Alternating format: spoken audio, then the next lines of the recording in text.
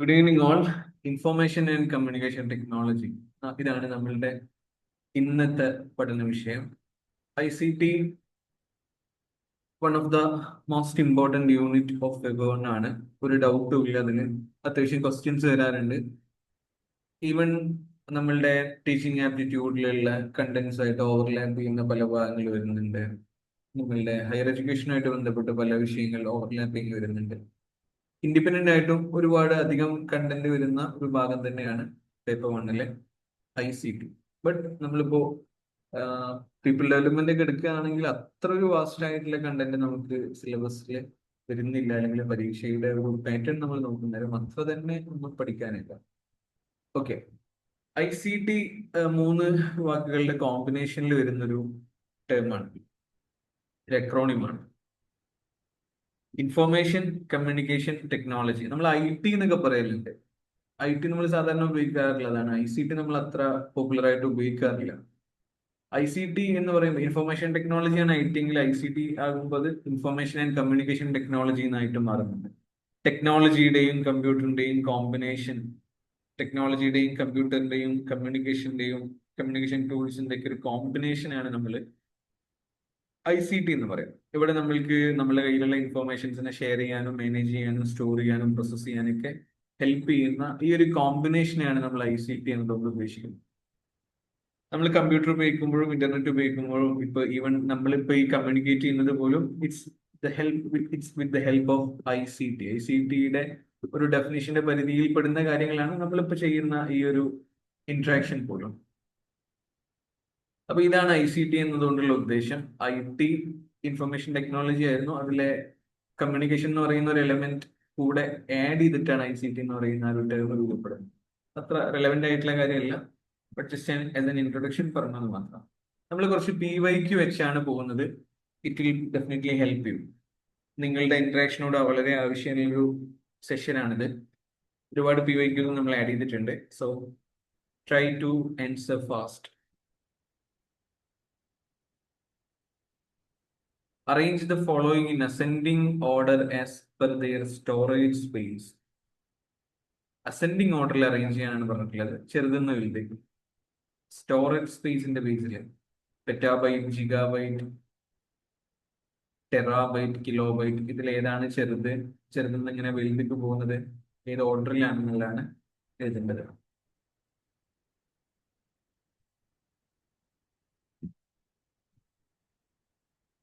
Jasraj has answered 1. Any other answers?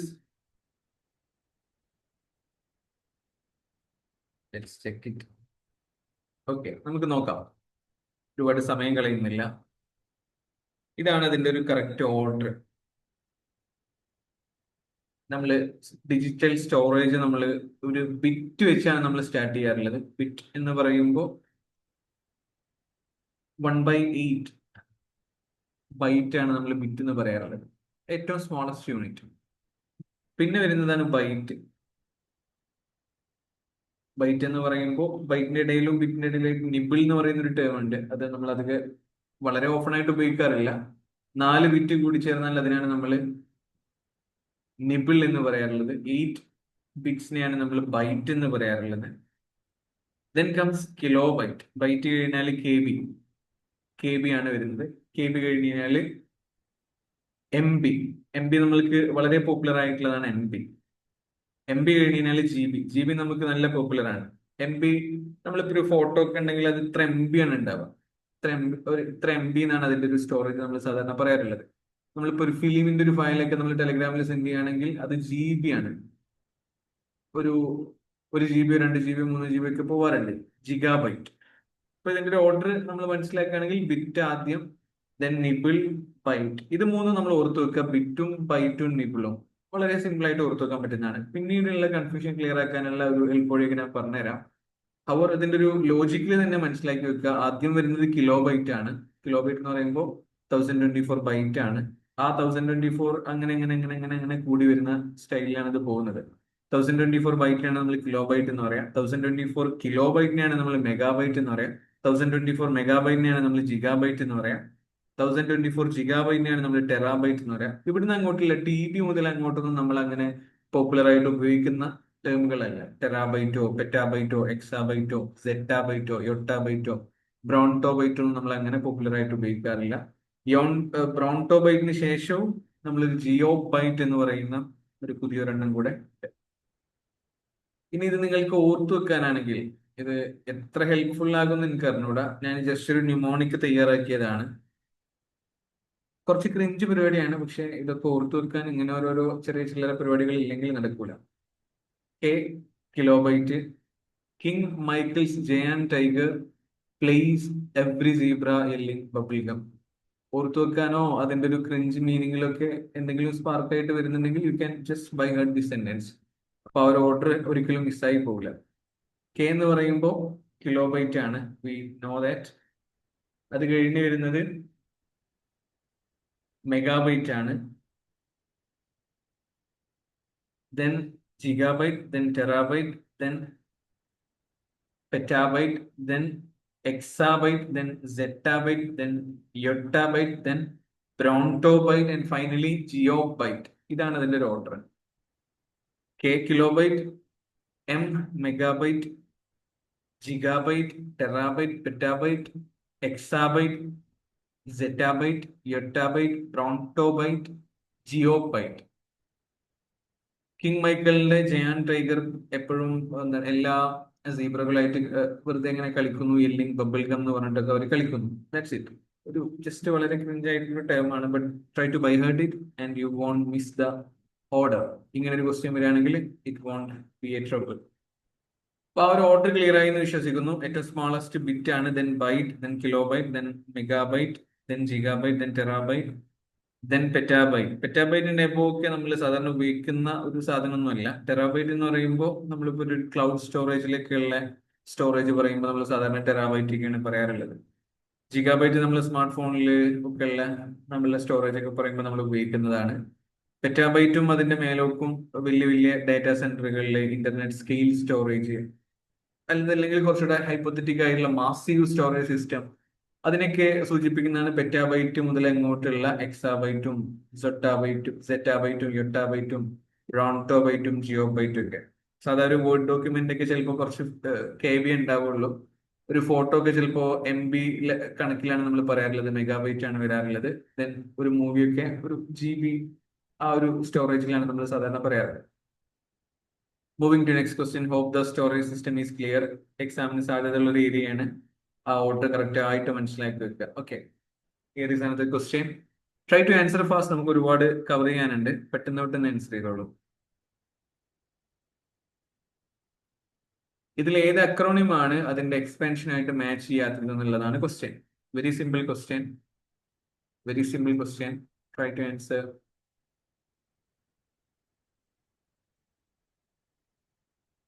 Rome എന്ന് പറഞ്ഞാൽ read only memory ആണോ? Okay okay, answer വന്നിട്ടുണ്ട്. Tasni answer right. USB എന്നതാണ് correct ആയിട്ടുള്ള, അല്ല ഇതില് തെറ്റായിട്ട് വന്നിട്ടുള്ള എക്സ്പാൻഷൻ. USB എന്ന് പറയുമ്പോൾ യൂണിവേഴ്സൽ സെക്യൂർ ബസ് എന്നാണ് ഇവിടെ കൊടുത്തിട്ടുള്ളത്, but that's not correct. Universal serial bus എന്നതാണ് അതിന്റെ കറക്റ്റ് ആയിട്ടുള്ള expansion. You know that. USB നമ്മൾ എപ്പോഴും ഉപയോഗിക്കാറുണ്ട്. USB യൂണിവേഴ്സൽ സീരിയൽ ബസ് എന്നാണ് ഇതിന്റെ എക്സ്പാൻഷൻ വരുന്നത്. ഇത് എന്താണ് USB എന്ന് വെച്ചാൽ അതും നിങ്ങൾക്ക് അറിയുന്നതാണ്. ഡിവൈസുകളെ പരസ്പരം കണക്ട് ചെയ്യുന്ന ഒരു ഇന്റർഫേസ്, ഒരു സ്റ്റാൻഡേർഡ് ഇന്റർഫേസ്, അതിനാണ് നമ്മൾ സാധാരണ USB എന്ന് പറയാറുള്ളത്. ഇവിടെ നിങ്ങൾക്ക് ഫോട്ടോയിൽ കാണാൻ പറ്റും. These all are types of USBs. ഇപ്പൊ ഒരു കീബോർഡ് നമ്മൾ ഒരു കമ്പ്യൂട്ടറായിട്ട് കണക്ട് ചെയ്യുമ്പോൾ അവിടെ ഒരു USB ഉണ്ടാവാറുണ്ട്. അങ്ങനെ കണക്റ്റഡ് ആയിട്ടുള്ള USB കീബോർഡ്സ് ആണെങ്കിൽ USB ഉണ്ടാവാറുണ്ട്. പ്രിന്ററും സ്റ്റോറേജ് ഡിവൈസസും ഒക്കെ നമ്മൾ കണക്ട് ചെയ്യാറുണ്ട്. ഇതിനെയാണ് നമ്മൾ USB എന്ന് പറയാം, യൂണിവേഴ്സൽ സീരിയൽ ബസ് എന്ന് പറയാറുണ്ട്. കമ്പ്യൂട്ടറായിട്ട് നമ്മൾ ഡിവൈസുകളെ കണക്ട് ചെയ്യുന്ന ഒരു സ്റ്റാൻഡേർഡ് ഇന്റർഫേസിനാണ് നമ്മൾ USB എന്ന് പറയാം. ഇതിൽ പ്രധാനപ്പെട്ട 3 ടേമുകൾ സെക്യൂർ എന്നുള്ള ടേം ആയിരുന്നു ഇവിടെ തെറ്റായിട്ട് വന്നിട്ടുള്ളത്. ബസ് ഒക്കെ കറക്റ്റ് ടേം ആണ്. യൂണിവേഴ്സൽ എന്ന് പറഞ്ഞാൽ മൾട്ടിപ്പിൾ ഡിവൈസസിനെ അറ്റ് എ ടൈം കണക്ട് ചെയ്യുന്ന വർക്ക് ചെയ്യുന്നത് കൊണ്ടാണ് യൂണിവേഴ്സൽ എന്ന് പറയുന്നത്. സീരിയൽ എന്ന് പറയുമ്പോൾ ഡാറ്റ ഒരു 1 ബിറ്റ് അറ്റ് എ ടൈം എന്നുള്ള രീതിയിലാണ് ട്രാൻസ്ഫർ ചെയ്യപ്പെടുക, സെൻഡ് ചെയ്യപ്പെടുക. ബസ് എന്ന് പറയുമ്പോൾ a system that transfers data between components. രണ്ട് കമ്പോണൻസിന്റെ ഇടയിൽ ഡാറ്റ ട്രാൻസ്ഫർ ചെയ്യുന്ന ഒരു സിസ്റ്റം ആയതുകൊണ്ടാണ് ബസ് എന്ന് പറയുന്നത്.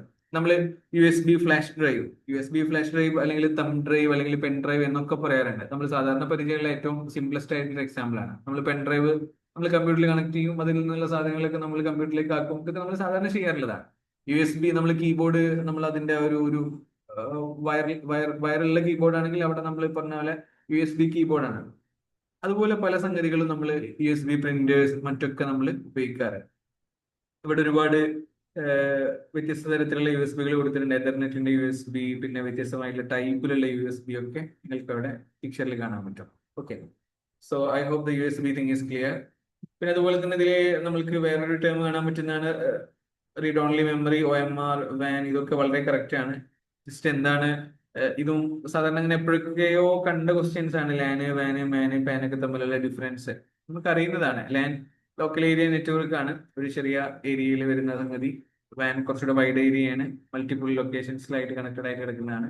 മാൻ മെട്രോപൊളിറ്റൻ സിറ്റികളിലേക്കുള്ള ഒരു അക്രോസ് ദ സിറ്റി കണക്ട് ചെയ്യുന്ന നെറ്റ്വർക്കിനാണ്. പേഴ്സണൽ ഏരിയ നെറ്റ്വർക്കിനാണ് നമ്മൾ പാൻ എന്ന് പറയും. ക്യാമ്പസ് ഏരിയ നെറ്റ്വർക്ക് ഉണ്ട്, CAN. ഇങ്ങനെ വ്യത്യസ്തമായിട്ടുള്ള നെറ്റ്വർക്കുകളുണ്ട്. ഒരുപാട് ഡീപ്പിലൊന്നും ആ ഭാഗത്ത് ക്വസ്റ്റ്യൻസ് കണ്ടിട്ടില്ല. സോ അടുത്ത ക്വസ്റ്റ്യനിലേക്ക് നമ്മൾ മൂവ് ചെയ്യാണ്. Try to answer fast.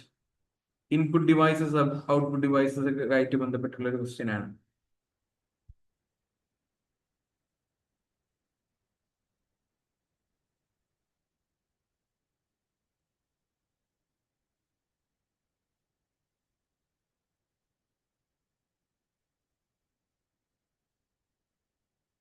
Answer വരട്ടെ.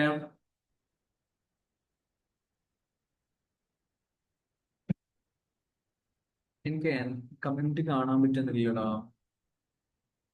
Okay, many of you answered but I'm unable to read it. Okay, B എന്നാണ് കറക്റ്റ് ആയിട്ടുള്ള ആൻസർ പറഞ്ഞിട്ടുള്ളത്. Shaniba answer, Ghazni answer, many of you answer. നമുക്ക് നോക്കാം. Input device, output device, Poynting device, answer device, ഇങ്ങനെ കുറച്ചെണ്ണാണ് ഇവിടെ കൊടുത്തിട്ടുള്ളത്. So the correct answer is answer B. വളരെ clear ആണ്. ഇതിലെ ചോദിച്ചത് സ്കാനർ എന്താണെന്നാണ് ചോദിച്ചിട്ടുള്ളത്. ഇൻപുട്ട് ഡിവൈസ് ആണ്, നമുക്കൊരു സംശയമില്ല.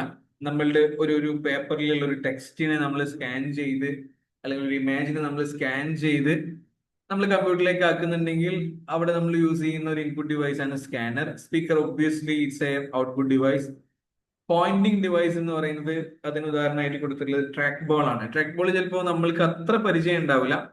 ട്രാക്ക് ബോൾ കുറച്ചുകൂടെ നമ്മളിപ്പോ ഈ മൗസിന്റെ പർപ്പസ് തന്നെയാണ്. പക്ഷെ ഒരേ ഒരു ഡിഫറൻസ് വരുന്നത്, നമ്മൾ നോക്കിയേ, use to move the cursor on the screen, അതിന് വേണ്ടിയിട്ട് തന്നെയാണ്. പക്ഷെ ഈ പറഞ്ഞ മേലെ ഇപ്പൊ നിങ്ങൾ ഇവിടെ ഇപ്പോൾ പിക്ചറിൽ കൊടുത്തിട്ടുള്ളതാണ് ട്രാക്ക് ബോളിന്റെ ഒരു എക്സാമ്പിൾ. അവിടെ നമ്മൾ സാധാരണ മൗസ് തന്നെ നമ്മൾ അങ്ങോട്ടും ഇങ്ങോട്ടും മൂവ് ചെയ്യാറാണ് അല്ലെ. പക്ഷെ ട്രാക്ക് ബോളിനെ സംബന്ധിച്ചിടത്തോളം ആ മുകളിൽ കാണുന്ന ആ ഒരു റൗണ്ട് സാധനം ഉണ്ടല്ലോ, അവിടെയാണ് നമ്മൾ മൂവ് ചെയ്യാറുള്ളത്. ഫിംഗർ കൊണ്ട് നമ്മൾ മൂവ് ചെയ്യുന്നതിനനുസരിച്ച് കേഴ്സർ സ്ക്രീനിൽ അങ്ങനെ മൂവ് ചെയ്യുന്ന രീതിയിൽ. മൗസും ട്രാക്ക് ബോളും തമ്മിലുള്ള ഒരു മേജർ ഡിഫറൻസ് ഇതിന്റെ പ്രിസിഷൻ, ഇത് എത്രത്തോളം അക്യുറേറ്റ് ആയിട്ട് വേണം, ഏത് പ്രൊഫഷനിലാണ് നമ്മൾ വർക്ക് ചെയ്യുന്നത്, അതിനനുസരിച്ച് ട്രാക്ക് ബോളിന്റെ യൂസ് മാറി വരും എന്നുള്ളതാണ് അവിടെ നമ്മൾ ശ്രദ്ധിക്കേണ്ട ഒരു കാര്യം. And finally sensor device. Sensor device എന്ന് പറഞ്ഞാൽ traffic light simulator. Traffic light signal അല്ല, ട്രാഫിക് ലൈറ്റ് സിമുലേറ്റർ എന്ന് പറയുന്നത് ഇറ്റ്സ് എ സെൻസർ ഡിവൈസ്. അവിടെ നമ്മൾ എൻവയൺമെന്റൽ സിഗ്നൽസിനെ ഡിറ്റക്ട് ചെയ്തുകൊണ്ടാണ് ആ ഒരു ഡിവൈസ് വർക്ക് ചെയ്യുന്നത്. That's traffic light simulator, not our common traffic light signal. അങ്ങനെ തെറ്റിദ്ധരിക്കരുത്. Okay, moving to next question. I hope all the things are very clear. നിങ്ങൾ എല്ലാവരും നല്ല ക്ലിയർ ആയിട്ട് ആൻസർ ചെയ്യുന്നുണ്ട്. Which type of device is joystick? Joystick ഏതാണ്, ഏത് kind of device ആണെന്നുള്ളതാണ് question. Just Raja answer A. ഇതിപ്പോ ആൻസർ ചെയ്തന്നെ അല്ലേ. Input device. എന്താണ് ജോയ്സ്റ്റിക്കിന്റെ പേർപ്പസ്?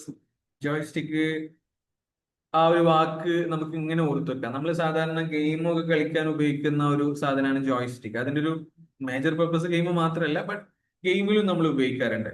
സോ എൻജോയ് എന്ന് പറയുന്ന ആ ഒരു സാധനത്തില്, എൻജോയ് എന്റർടൈൻമെന്റ് എന്നൊക്കെ പറയുന്ന ആ ഒരു സാധനത്തിൽ നമുക്ക് ജോയ്സ്റ്റിക്ക് ഓർത്തു വെക്കാം. അപ്പൊ ജോയ്സ്റ്റിക്കിന്റെ പേർപ്പസ് ചോദിച്ചു കഴിഞ്ഞാൽ very simply it's an input device to control movement or direction in a computer system. അതിനാണ് നമ്മൾ ജോയ്സ്റ്റിക്ക് ഉപയോഗിക്കാറുള്ളത്. സ്വാഭാവികമായിട്ടും ഗെയിംസിലാണ് ഇതിന്റെ ഒരു പ്രധാനപ്പെട്ട യൂസ് വരുന്നത്. അപ്പോ വ്യത്യസ്ത തരത്തിലുള്ള ജോയ്സ്റ്റിക്കുകൾ ഉണ്ട്. ജോയ്സ്റ്റിക് എന്ന് പറയുന്ന സാധനം ഒരു ഇൻപുട്ട് ഡിവൈസ് ആണ്. മൂവ്മെന്റും ഡിറക്ഷനും ഒക്കെ കമ്പ്യൂട്ടർ സിസ്റ്റത്തിൽ കൺട്രോൾ ചെയ്യാൻ ഉപയോഗിക്കുന്നതാണെന്നുള്ളത് ഓർത്തു വെക്കുക. ടൈപ്പ് ഓഫ് ജോയ്സ്റ്റിക്കുകൾ എന്തൊക്കെയാണെന്നുള്ളത് ജസ്റ്റ് ഒന്ന് പേര് മാത്രമെങ്കിലും ഒന്ന് വായിച്ചു വെച്ചോളൂ. It may help you. Okay, moving to next question. Input ഡിവൈസും ഔട്ട്പുട്ട് ഡിവൈസും സംശയം ഉണ്ടാവില്ല എന്ന് വിചാരിക്കുകയാണ്. നമ്മൾ ഒരു കമ്പ്യൂട്ടറിലേക്ക് നമ്മളൊരു സാധനം കൊടുക്കുകയാണെങ്കിൽ, ഒരു ഇൻഫർമേഷൻ കൊടുക്കുകയാണെങ്കിൽ, ഡാറ്റ കൊടുക്കുകയാണെങ്കിൽ ദാറ്റ്സ് ത്രൂ ഇൻപുട്ട് ഡിവൈസസ്. നമ്മൾ അവിടുന്ന് എന്തെങ്കിലും സാധനം പുറത്തേക്ക് കൊടുക്കുകയാണെങ്കിൽ that's through output device. That's it. MIDI stands for, MIDI stands for what?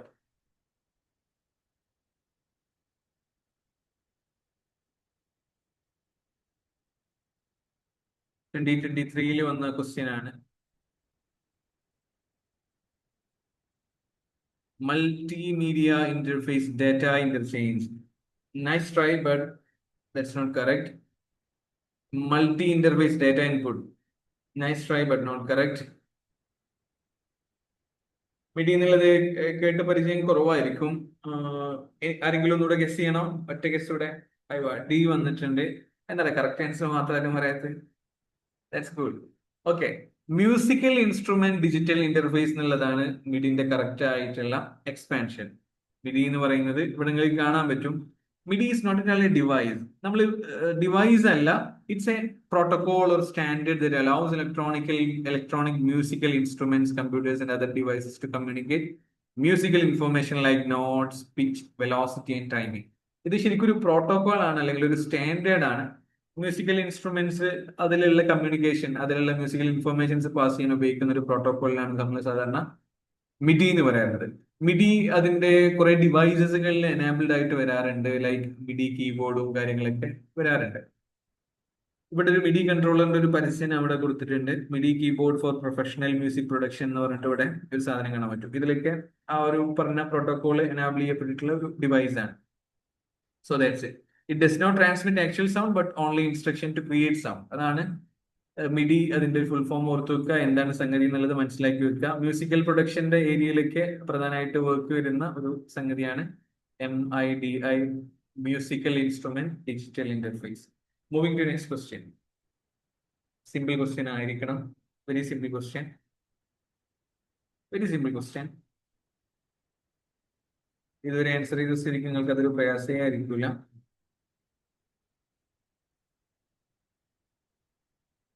പെട്ടെന്ന് വരട്ടെ.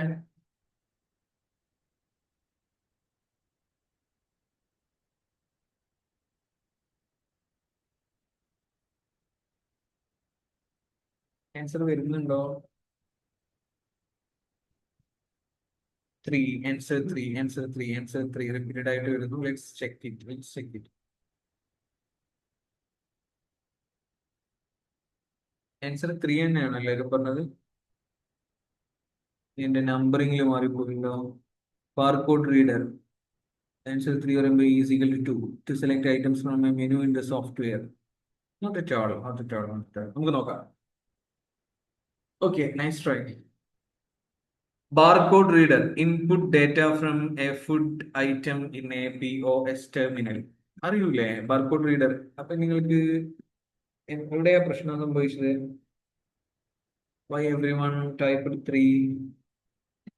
നോക്കിയേ, ബാർകോഡ് റീഡറിന്റെ കറക്റ്റ് ഏതായിരിക്കും? നമുക്ക് ഇന്ന് തന്നെ ആൻസർക്ക് എത്താം. ഇതിലിപ്പോ സ്കാനർ ഉണ്ട്. നിങ്ങൾക്ക് ഇനിയിപ്പോ ഇതിലൊന്നും അറിയില്ലെങ്കിൽ scanner. To create a voice over press അതല്ല. To input data from a food menu അതും അല്ല. To select items from menu അതും അല്ല.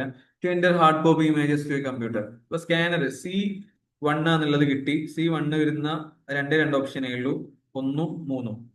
അപ്പൊ അത് ലോക്കായി. ഇനി മൈക്രോഫോൺ എന്താന്ന് നമുക്കറിയാം. To create a voice over a presentation. അപ്പോ D is equal to 2 എന്ന് പറയുന്നതോടുകൂടെ C പോയി, മൂന്നാമത്തെ ഓപ്ഷൻ പോയി. പിന്നെ നമുക്ക് ഏതേ ഉള്ളൂ ആൻസർ? ഓപ്ഷൻ ഒന്നേ ഉള്ളൂ. അപ്പൊ പിന്നെ അവിടെ കൺഫ്യൂഷന്റെ ആവശ്യമില്ല. പിന്നെ എന്താണ് ബാർകോഡ് റീഡറിന്റെ പരിപാടി? To input data from a food item in a mall at a point of the sale terminal.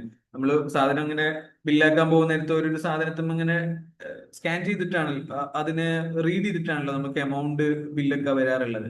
So that's barcode scheme, barcode reader.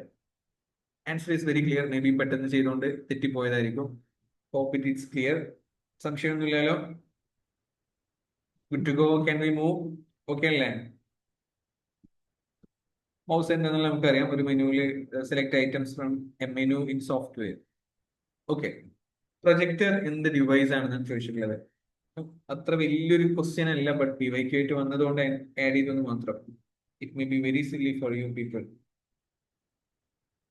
Projector എന്ത് ഡിവൈസാ?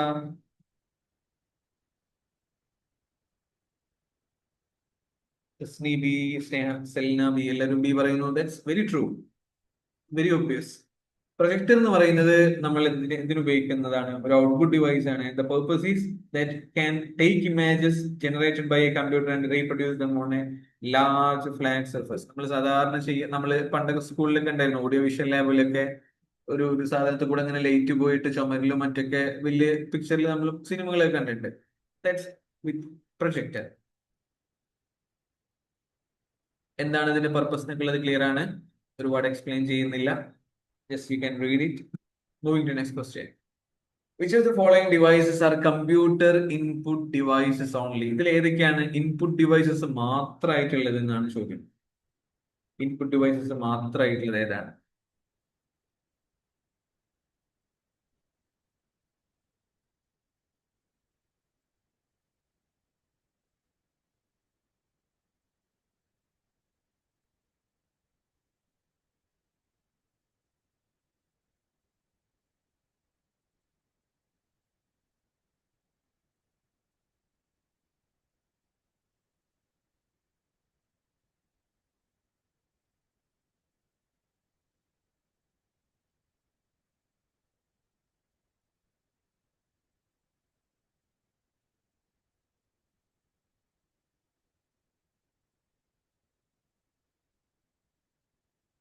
ആൻസർ വന്നിട്ടുണ്ടോ?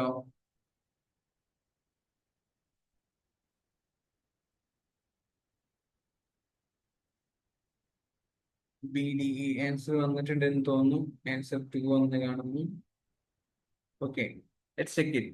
DVD ഒരു ഇൻപുട്ട് ഡിവൈസ് ആണോ? ജോയ്സ്റ്റിക് ഒരു ഇൻപുട്ട് ഡിവൈസ് ആണോ? Plotter input device ആണോ? Touch pad input device ആണോ? ഏതാണ് input devices നമുക്ക് നോക്കാം. Answer is 2. Selina, I think she answered right. 2 ആണ് കറക്റ്റ് ആയിട്ടുള്ള ആൻസർ. ഇനി എന്താ സംഗതി നമുക്ക് നോക്കാം. DVD എന്ന് പറയുന്നത് it's A storage device. Data store ചെയ്യുക എന്നുള്ളതാണ് പ്രധാനപ്പെട്ട പർപ്പസ് ആയിട്ട് വരുന്നത്. പ്യൂർലി ഒരു ഇൻപുട്ട് ഡിവൈസ് ആണ് നമുക്ക് പറയാൻ പറ്റൂല. Joystick but it's an input device. നമ്മൾ പറഞ്ഞു കമ്പ്യൂട്ടറിലുള്ള മൂവ്മെന്റ് കൺട്രോൾ ഒക്കെ, മൂവ്മെന്റ് ഒക്കെ കൺട്രോൾ ചെയ്യാൻ നമ്മൾ ഉപയോഗിക്കുന്ന ഒരു ഡിവൈസ് ആണ് ജോയ്സ്റ്റിക്. ഗെയിമിലൊക്കെ നമ്മൾ ഉപയോഗിക്കുന്ന പറഞ്ഞു. പ്ലോട്ടർ എന്ന് പറഞ്ഞാൽ ഔട്ട്പുട്ട് ഡിവൈസ് ആണ്. How plotter is an output device? Draws images, graphs on paper, does not input data. ഈ പ്ലോട്ടർ എവിടെ നമ്മൾ പ്ലോട്ടറിന്റെ ഇമേജ് ഞാൻ ആഡ് ചെയ്തിട്ടില്ല. സാധാരണ നമ്മൾ ഫ്ലെക്സ് ഒക്കെ അടിക്കുന്ന സമയത്ത് നമ്മൾ കൊടുക്കുന്ന പിക്ചറിനെ വലിയ സാധനമാക്കിയിട്ട് തരുമല്ലോ, പുറത്തേക്ക് തരുമല്ലോ. ആ ഒരു ഡിവൈസിനാണ് നമ്മൾ പ്ലോട്ടർ എന്ന് പറയാം. നിങ്ങൾ കണ്ടിട്ടുണ്ടാവുക ഫ്ലെക്സ് ഒക്കെ അടിക്കുന്ന ഒരു മെഷീൻ, അതിനാണ് നമ്മൾ സാധാരണ പ്ലോട്ടർ എന്ന് പറയാം. പ്ലോട്ടർ പ്രിന്റർ എന്നാണ് പറയാം.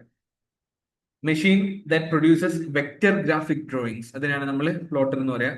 ഇതിലുള്ള ഒരു ഡെഫിനേഷൻ ആയിട്ട് കൊടുത്തതല്ല. സാധാരണ നമ്മൾ ഈ പറഞ്ഞ പോലെ ഫ്ലെക്സ് ഒക്കെ അടിക്കുന്നത് പ്ലോട്ടർ പ്രിന്റർ ഉപയോഗിച്ചാണ്. ആ ഒരു ടേം അങ്ങനെ ഓർത്തു വെക്കുക. So it's an input device. ഇനി അതിൽ തെറ്റിപ്പോകരുത്. ടച്ച് പാഡ് ഒരു ഇൻപുട്ട് ഡിവൈസ് ആണ്. Sorry, plotter is an output device.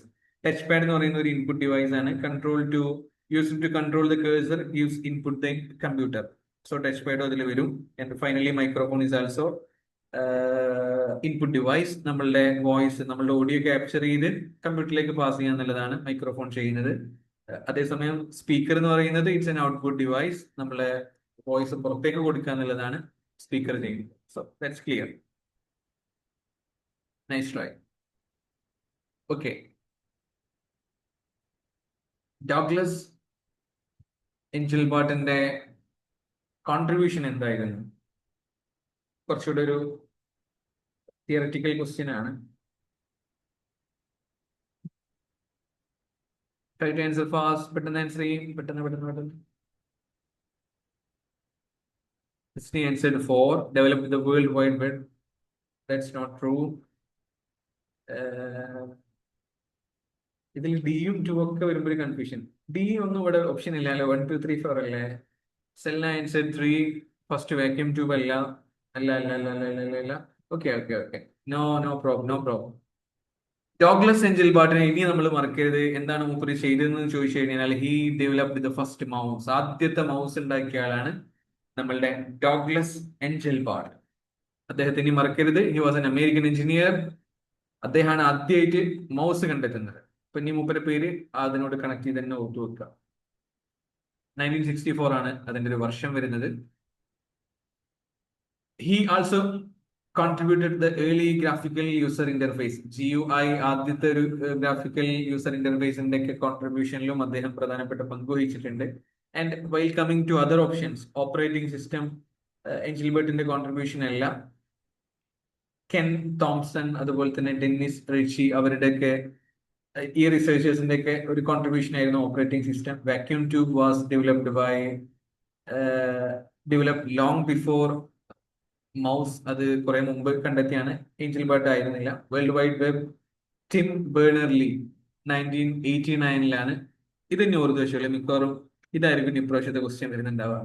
Tim Berners-Lee world wide web invent ചെയ്തത് ഇദ്ദേഹമാണ് 1989.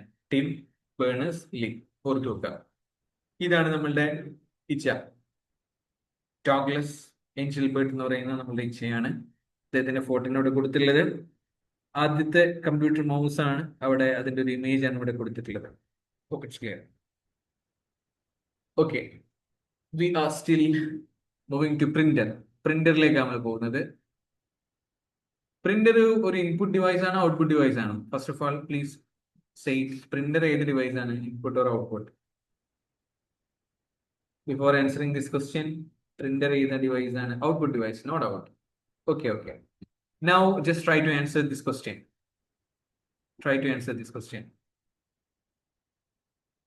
Which of the following is example of non-impact printer? അപ്പൊ എന്താണ് impact printer, non impact printer എന്ന് ആദ്യം അറിയണം. നിങ്ങൾക്ക് അറിയെങ്കിൽ ഏറ്റവും എളുപ്പം 2025 ജനുവരി ഷിഫ്റ്റിൽ വന്ന ക്വസ്റ്റ്യൻ ആണ് കേട്ടോ. Oh my god, 10 minutes left. പെട്ടെന്ന് പോയല്ലോ സമയം. ഓക്കെ, നോക്കാം. ആൻസറിലേക്ക് പോവാണ്. I think somebody answered.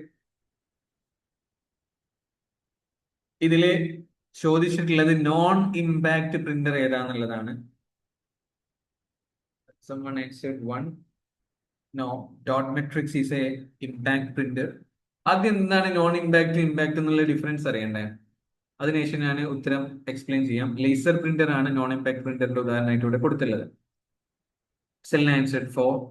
Great. Impact printer എന്താണെന്ന് ആദ്യം നമുക്ക് നോക്കാം.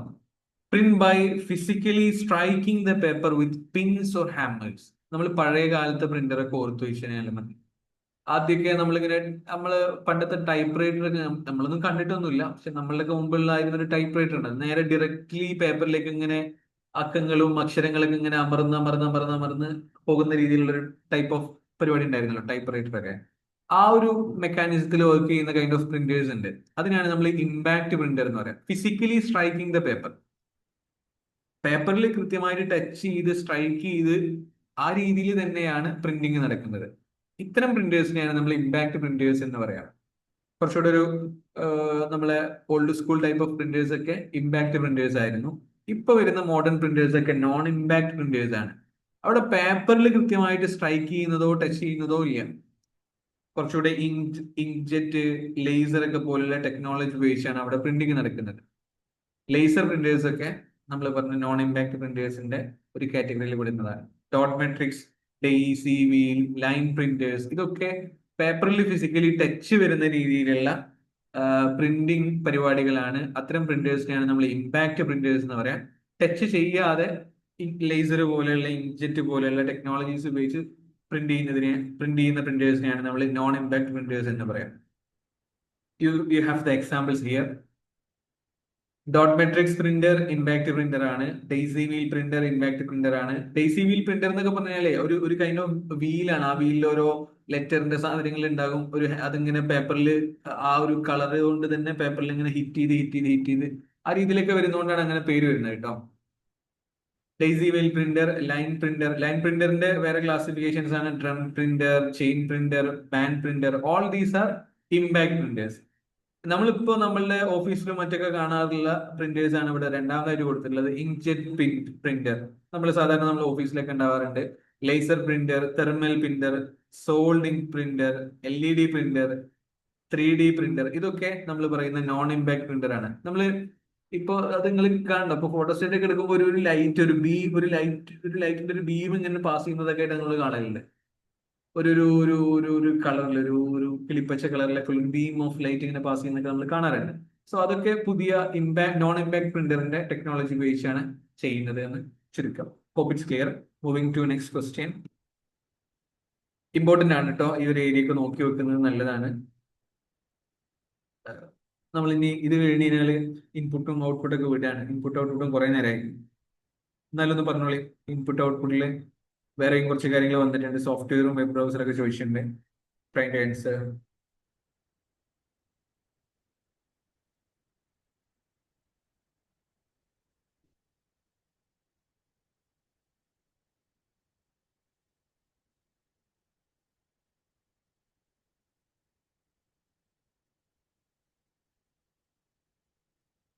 സിമ്പിൾ ക്വസ്റ്റ്യൻ ആണ്.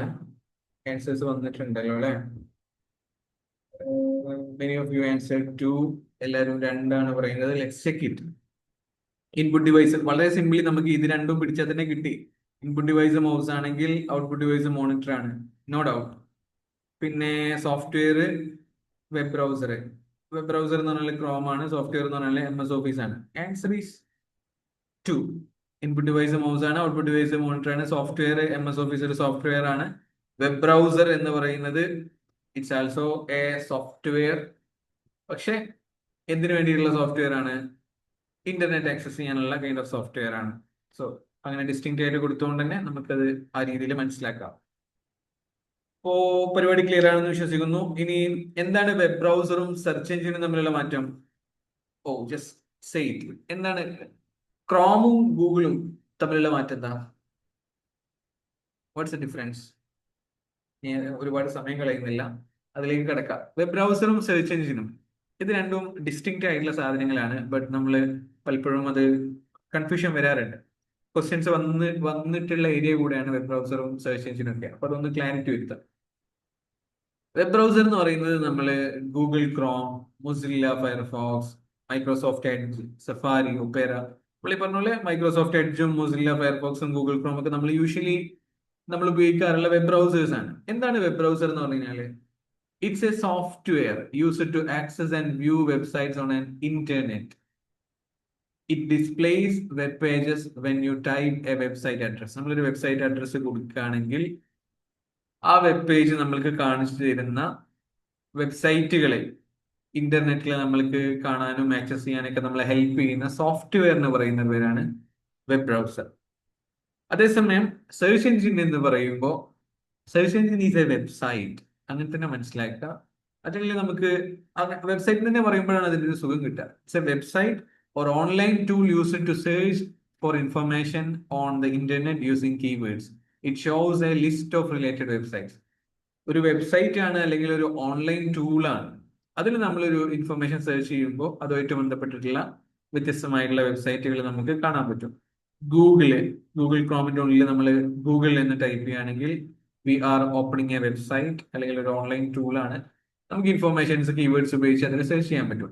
ബിഞ്ച്, യാഹൂ, ടെക്ഡെക്കോ ഇതൊക്കെ വ്യത്യസ്തമായിട്ടുള്ള സെർച്ച് എഞ്ചിനുകളാണ്. നമ്മൾ ഗൂഗിൾ ക്രോം ഓപ്പൺ ചെയ്യുന്നു, അതൊരു വെബ് ബ്രൗസർ ആണ്. അവിടെ നമ്മൾ പോയിട്ട് www.google.com എന്ന് പറയുമ്പോൾ നമുക്ക് ഗൂഗിൾ ഓപ്പൺ ആയിട്ട് വരും. ഗൂഗിൾ എന്ന് പറയുന്നത് ഒരു സെർച്ച് എഞ്ചിൻ ആണ്.